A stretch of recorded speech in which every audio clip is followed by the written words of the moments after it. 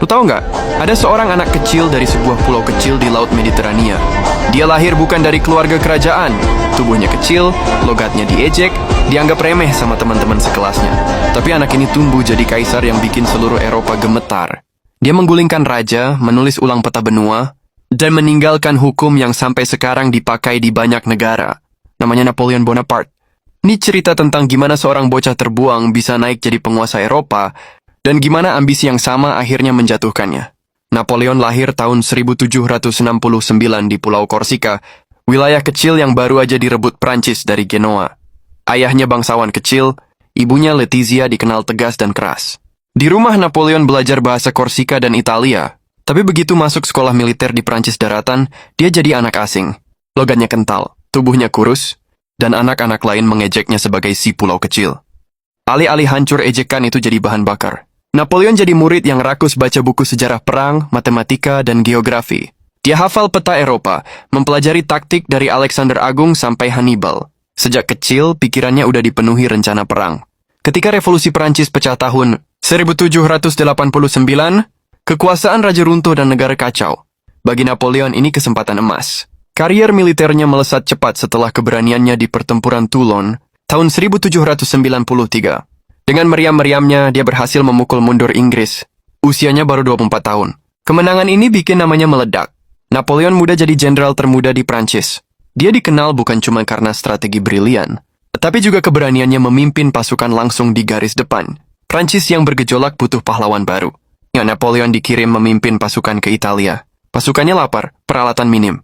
Tapi Napoleon punya cara lain. Gerak cepat, serangan mendadak, memecah pasukan musuh jadi bagian kecil, dan mengalahkannya satu-satu. Dalam waktu singkat, Austria dan sekutunya tumbang. Eropa mulai memperhatikan, ada jenderal muda yang tak terkalahkan. Lalu ekspedisi ke Mesir. Napoleon bukan cuma mau perang, dia juga bawa ilmuwan, arkeolog, dan peneliti. Ekspedisi ini gagal secara militer, tapi berhasil membuka mata dunia pada warisan Mesir kuno, termasuk penemuan batu Rosetta. Prancis masih kacau. Pemerintahan revolusioner lemah, korup, dan nggak disukai rakyat. Tahun 1799, Napoleon pulang dari Mesir dan melakukan kudeta 18 Brumaire. Dalam satu malam, ia merebut kekuasaan tanpa darah. Dia jadi konsul pertama, penguasa de facto Prancis. 5 tahun kemudian, di Katedral Notre Dame, Napoleon menobatkan dirinya sendiri jadi kaisar Prancis. Bahkan paus yang hadir hanya jadi saksi. Pesan jelas, kekuasaan gue datang dari gue sendiri, bukan dari Tuhan atau paus. Sebagai Kaisar, Napoleon memimpin pasukan terbesar di Eropa. Dalam beberapa tahun, Austria, Prusia, Italia, Spanyol, Belanda, bahkan sebagian besar Jerman jatuh ke tangannya. Pertempuran Austerlitz tahun 1805 jadi mahakarya. Pasukan gabungan Rusia dan Austria dikalahkan dengan taktik yang sekarang masih dipelajari di Akademi Militer. Bukan cuma perang. Napoleon membangun sistem hukum baru, Kode Napoleon. Hukum ini menekankan kesetaraan di depan hukum, hak milik, dan kebebasan sipil fondasi yang dipakai banyak negara sampai hari ini. Tapi ambisi nggak kenal batas. Tahun 1812, Tsar Rusia Alexander III menolak tunduk pada blokade ekonomi Prancis. Napoleon memutuskan menyerang. Dia membawa Grand Army, 600.000 pasukan dari seluruh Eropa. Rusia mundur sambil membakar ladang dan kota, meninggalkan Prancis tanpa suplai. Ketika pasukan Napoleon sampai ke Moskow, kota itu kosong dan terbakar. Musim dingin Rusia datang lebih cepat. Kelaparan, penyakit, dan cuaca dingin menewaskan ratusan ribu tentara. Dari sekian ratus ribu pasukan, hanya sekitar 100.000 yang kembali. Itu jadi titik balik. Dunia melihat sang kaisar bisa dikalahkan. Setelah Rusia, musuh-musuh lama bersatu. Inggris, Prusia, Austria, dan Rusia.